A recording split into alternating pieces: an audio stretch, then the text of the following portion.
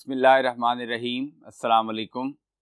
Dear students, my name is Akbar Ali and I will teach you mathematics of grade 10. Today our topic is theory of quadratic equations.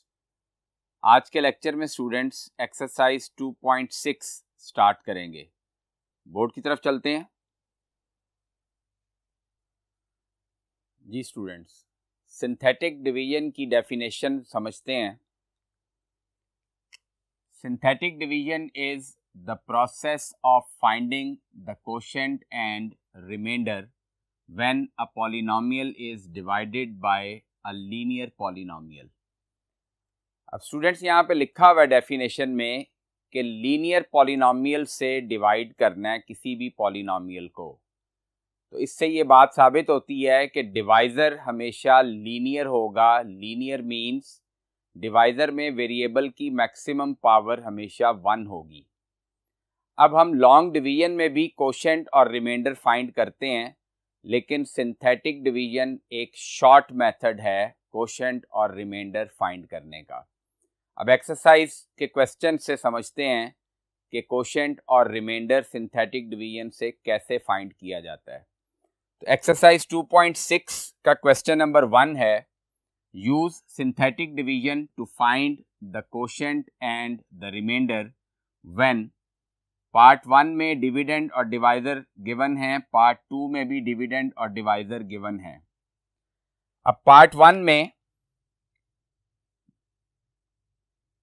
X square plus 7x minus 1 को divide करना है हमने x plus 1 से. अब students, dividend में variable की power maximum कोई भी हो सकती है, लेकिन डिवाइजर डेफिनेटली लीनियर होगा. अब प्रोसेस इसका ये है कि डिविडेंड में मैक्सिमम पावर के कोफिशिएंट से हम लिखना स्टार्ट करेंगे. अब पार्ट 1 में जो डिविडेंड है इसमें वेरिएबल की मैक्सिमम पावर 2 है और इसका कोफिशिएंट 1 है.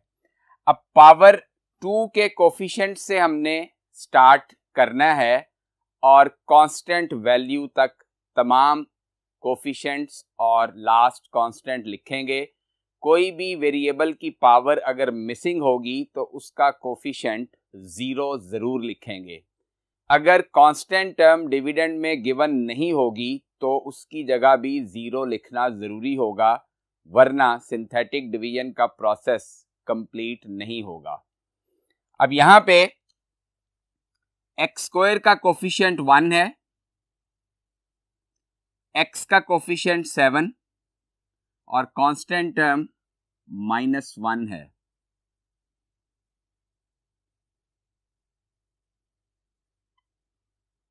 x प्लस 1 डिवाइजर है. x प्लस 1 को 0 के इक्वल पुट करें तो x की वैल्यू -1 आ जाएगी. तो -1 से हम इसको डिवाइड करेंगे. अब इसका प्रोसेस फर्दर ये होगा कि जो फर्स्ट कोफिशिएंट लिखा है हमने उसको एज इट इज हमने नीचे उतार लेना है. अब नीचे जो वैल्यू आएगी इसको जो डिवाइजर की वैल्यू लिखी है इससे मल्टीप्लाई करेंगे. 1 मल्टीप्लाई बाय -1 आएगा, इसको नेक्स्ट वैल्यू के नीचे लिख देंगे. इन दोनों वैल्यूज को ऐड करेंगे तो 7 में -1 ऐड करें तो रिजल्ट 6 आ जाएगा. अब रिजल्ट 6 आया, 6 को -1 से मल्टीप्लाई करें तो रिजल्ट -6 आ जाएगा. इन दोनों वैल्यूज को ऐड करें तो रिजल्ट -7 आएगा. अब ये कांस्टेंट के नीचे जो वैल्यू आई है उससे आपने पहले लाइन लगा के इसको सेपरेट कर देना है. कांस्टेंट के जो नीचे आएगी वैल्यू वो रिमाइंडर होगा और इन वैल्यूज से कोशेंट बनेगा. तो कोशेंट अब लिखेंगे. पहले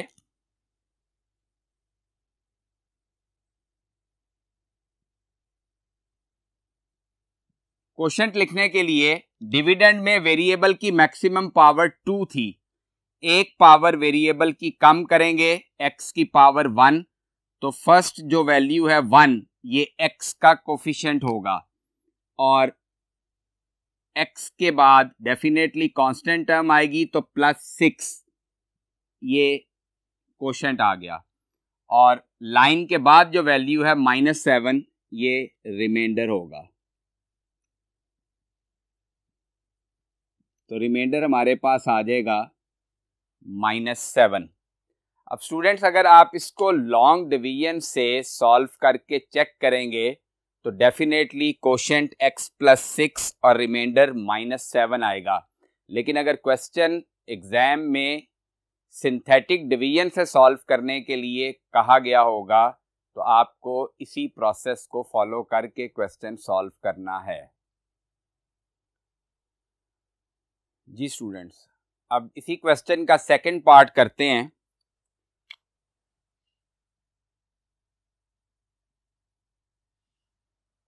सेकंड पार्ट में डिविडेंड है 4x³ - 5x + 15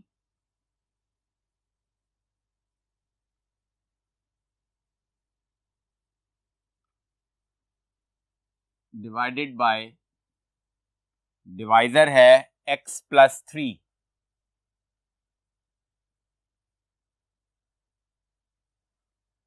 अब बाय सिंथेटिक डिवीजन x की मैक्सिमम पावर डिविडेंड में 3 है तो x³ के कोफिशिएंट से लिखना स्टार्ट करेंगे।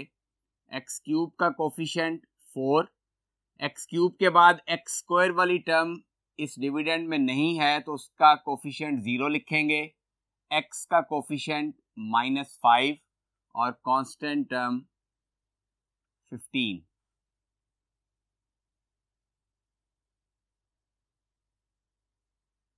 अब इसको हमने डिवाइड करना है x+3 से, तो x+3 को 0 पुट करेंगे तो x की वैल्यू -3 आ जाएगी। अब -3 से इसको डिवाइड करेंगे, first term 4 as it is आएगी, 4 को -3 से मल्टीप्लाई करें तो -12, 0 में -12 ऐड करें तो रिजल्ट -12 आ जाएगा। -12 को -3 से मल्टीप्लाई करें तो +36 आएगा, 36 - 5 31 आ जाएगा, 31 को -3 से मल्टीप्लाई करें तो रिजल्ट -93 आ जाएगा। अब 15 और -93 को सिंप्लीफाई करें तो रिजल्ट -78 आएगा। अब पहले क्वोशंट लिखेंगे,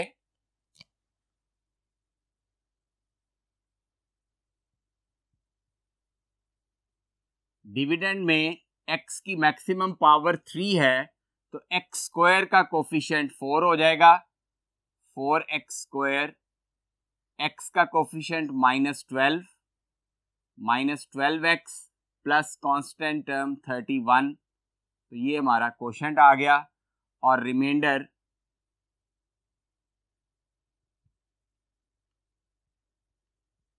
-78 होगा।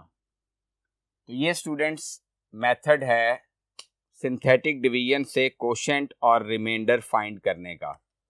अब क्वेश्चन नंबर 2 सॉल्व करते हैं।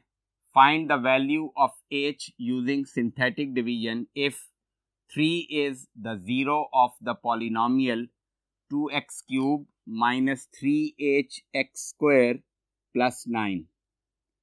तो पॉलिनॉमियल जो गिवन है वो सबसे पहले लिख लेते हैं।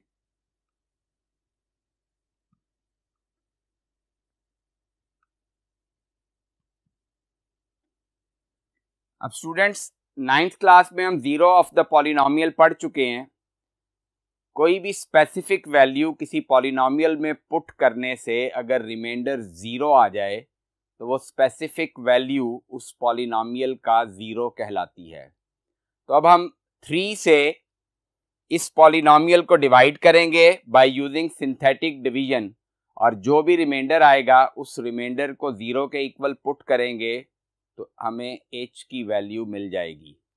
तो बाय सिंथेटिक डिवीजन 3 से इसको डिवाइड करते हैं।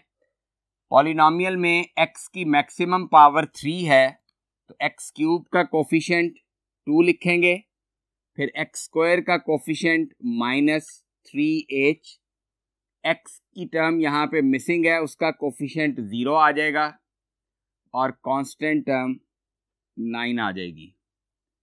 अब इसको हम 3 से डिवाइड करेंगे क्योंकि 3 रूट दिया हुआ है, फैक्टर नहीं है, इसलिए यहाँ पे साइन चेंज नहीं करेंगे। First term 2 as it is आ जाएगी।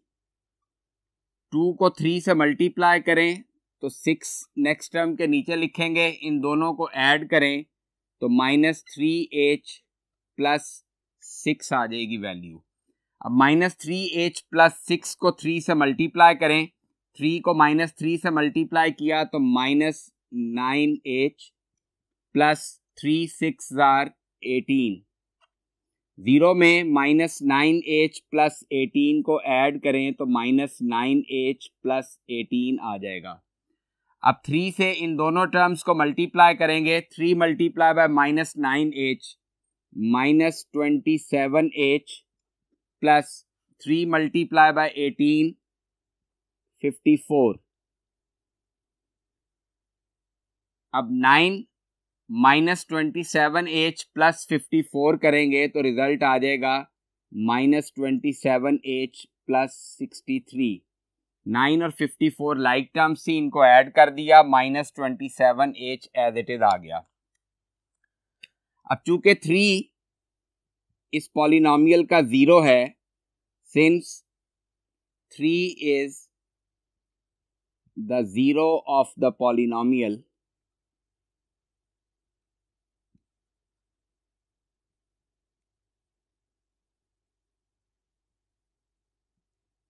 therefore remainder is equal to 0। अब रिमाइंडर की वैल्यू है -27h plus 63 is equal to 0। Plus 63 right side पे जाएगा तो -63 हो जाएगा, तो -27h इज इक्वल टू -63। अब माइनस इक्वालिटी की बोथ साइड्स पे है, माइनस माइनस से कैंसिल हो जाएगा, h की वैल्यू हमारे पास आ जाएगी 27 राइट साइड पे जाके डिवाइड होगा 63/27। अब इसकी कटिंग हो जाएगी, 9 7 आर 63, 9 3 आर 27, तो h की वैल्यू हमारे पास आ गई 7/3। तो यहाँ पे स्टूडेंट्स हमने h की वैल्यू ही फाइंड करनी थी। अब ये वैल्यू स्टूडेंट्स 7/3 आप इस रिमाइंडर में पुट करेंगे तो रिमाइंडर डेफिनेटली 0 आएगा। जी स्टूडेंट्स, अब क्वेश्चन नंबर 3 सॉल्व करते हैं। Use synthetic division to find the values of L and M if x plus 3 and x minus 2 are the factors of the polynomial। ये polynomial हमें given है। अब ये दोनों इस polynomial के factors हैं। It means कि जब हम इस polynomial को इन दोनों factors से divide करेंगे तो remainder definitely 0 आएगा। तो अब सबसे पहले x plus 3 से given polynomial को divide करते हैं। polynomial हमारे पास है p of x is equal to x cube plus 4x square plus 2lx plus m।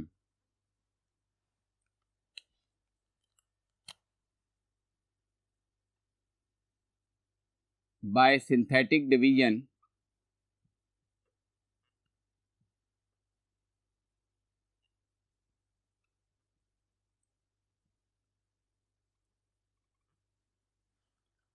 अब x की मैक्सिमम पावर गिवन पॉलिनोमियल में 3 है, तो x क्यूब के कोफिशिएंट से लिखना स्टार्ट करेंगे। x क्यूब का कोफिशिएंट 1 है, x स्क्वायर का कोफिशिएंट 4, x का कोफिशिएंट 2l और कांस्टेंट टर्म m है। अब x प्लस 3 से हम डिवाइड कर रहे हैं, तो x प्लस 3 को 0 के इक्वल पुट करें तो वैल्यू -3 आ जाएगी x की। तो पहले जो डिवाइजर होगा वो -3 होगा, 1 एज इट इज नीचे आ जाएगा। 1 को -3 से मल्टीप्लाई करें तो रिजल्ट -3 आया। 4 -3 1 आ जाएगा रिजल्ट। 1 को फिर -3 से मल्टीप्लाई करें तो रिजल्ट -3 आएगा। 2l में -3 को ऐड करें तो रिजल्ट 2l -3 आ जाएगा, क्योंकि ये लाइक टर्म्स नहीं है, इनको हम ऐड नहीं कर सकते। अब 2l -3 को -3 से मल्टीप्लाई करें, -6l minus into minus plus, 3 3 are 9। अब इन दोनों वैल्यूज को ऐड करें तो m -6l प्लस 9, ये हमारे पास रिमाइंडर आ गया। Since x plus 3 is a factor of given polynomial,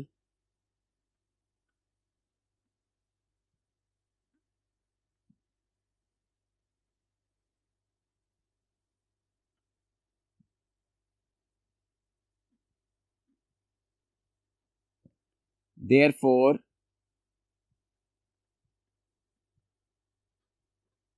remainder is equal to 0।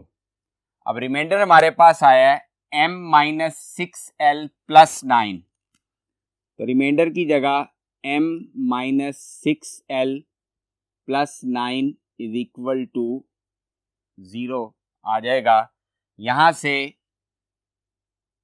Plus 9 right side पे जाके -9 हो जाएगा, तो m -6l is equal to -9, ये हमारे पास इक्वेशन 1 आ जाएगी।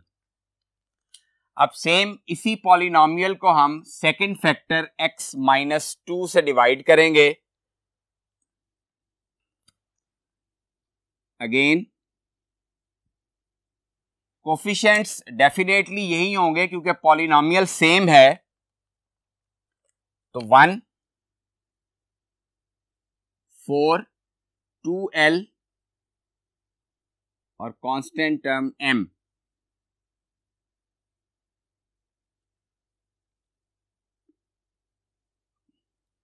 इसको अब हम डिवाइड करेंगे x -2 से। x -2 को 0 के इक्वल पुट करें तो x की वैल्यू 2 आ जाएगी, तो 2 डिवाइडर होगा, 1 एज इट इज नीचे उतारेंगे, 1 को 2 से मल्टीप्लाई करेंगे तो रिजल्ट 2 आ जाएगा। 4 + 2 करें तो रिजल्ट 6 आ गया, 6 को 2 से मल्टीप्लाई किया 12 आया, 2l में 12 ऐड करें तो 2l + 12 आ जाएगा। 2l + 12 को 2 से मल्टीप्लाई करें, 2 2 आर 4l + 24 आ जाएगा। अब इनको ऐड करें तो m + 4l + 24, ये हमारे पास रिमाइंडर आ गया। अब चूंकि x -2 भी इस पॉलिनोमियल का फैक्टर है, लिहाजा रिमाइंडर को 0 के इक्वल पुट करके इक्वेशन 2 फाइंड करेंगे और फिर इक्वेशन 1 और इक्वेशन 2 जो निकलेगी उसको साइमल्टेनियसली सॉल्व करके m और l की वैल्यूज फाइंड करेंगे।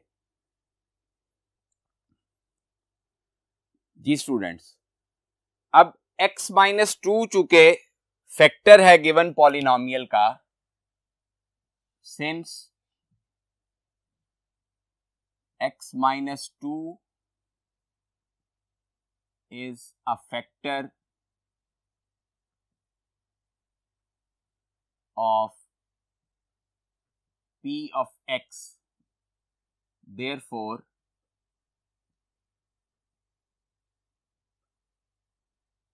remainder is equal to 0। अब रिमाइंडर हमारे पास है m + 4l + 24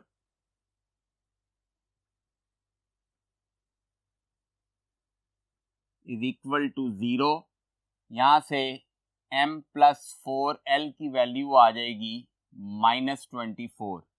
24 राइट साइड पे जाके माइनस हो जाएगा, तो ये हमारे पास इक्वेशन नंबर 2 आ गई।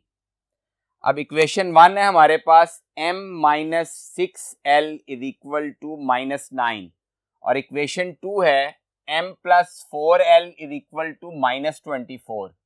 अब यहाँ पे स्टूडेंट्स m के कोफिशिएंट्स दोनों इक्वेशंस में सेम हैं और दोनों का साइन पॉजिटिव है, तो किसी भी एक इक्वेशन को दूसरी इक्वेशन में से सब्ट्रैक्ट करेंगे तो हमें l की वैल्यू मिल जाएगी।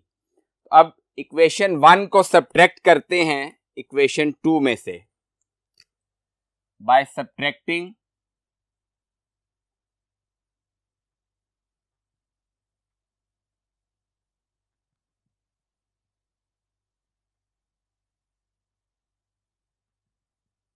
equation 1 from equation 2.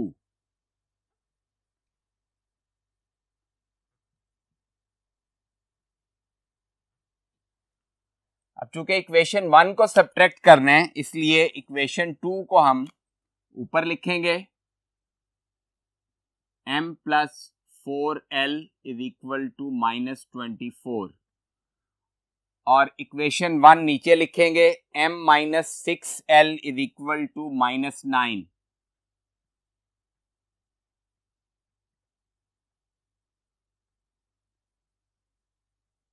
अब इक्वेशन 1 की तमाम टर्म्स के साइन चेंज हो जाएंगे क्योंकि इसको हम सब्ट्रैक्ट कर रहे हैं।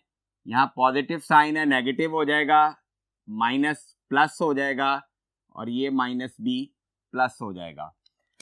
अब प्लस m माइनस m से कैंसल हो जाएगा, 4l प्लस 6l 10l आ जाएगा इज इक्वल टू -24 प्लस 9 करेंगे तो रिजल्ट -15 आ जाएगा।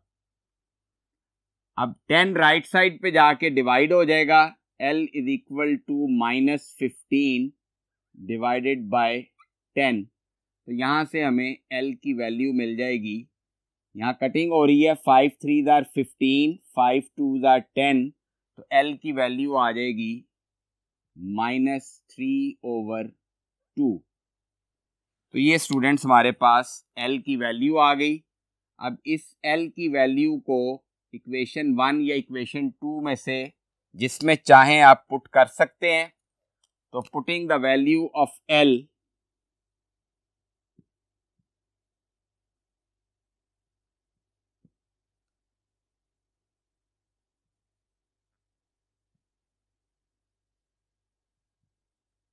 इन इक्वेशन 1, इक्वेशन 1 हमारे पास है m minus 6l is equal to -9।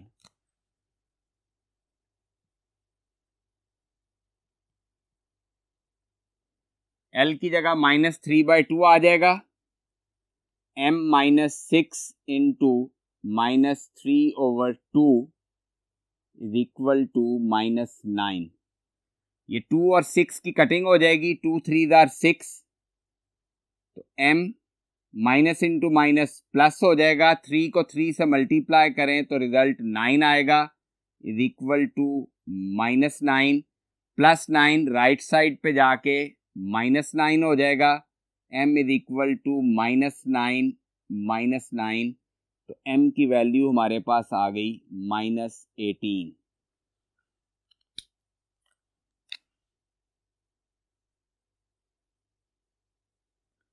तो स्टूडेंट्स हमने l और m की वैल्यूज फाइंड करनी थी। तो l is equal to -3/2 and m is equal to -18। तो ये इसका फाइनल सोल्यूशन होगा। तो स्टूडेंट्स आज के लेक्चर में हमने एक्सरसाइज 2.6 के फर्स्ट 3 क्वेश्चंस सॉल्व किए। जो पार्ट्स मैंने बोर्ड पे सॉल्व नहीं कराए वो आप एज होमवर्क खुद सॉल्व करेंगे। नेक्स्ट लेक्चर में इस एक्सरसाइज को कंप्लीट करेंगे। अपना बहुत ख्याल रखिएगा। अल्लाह हाफिज़।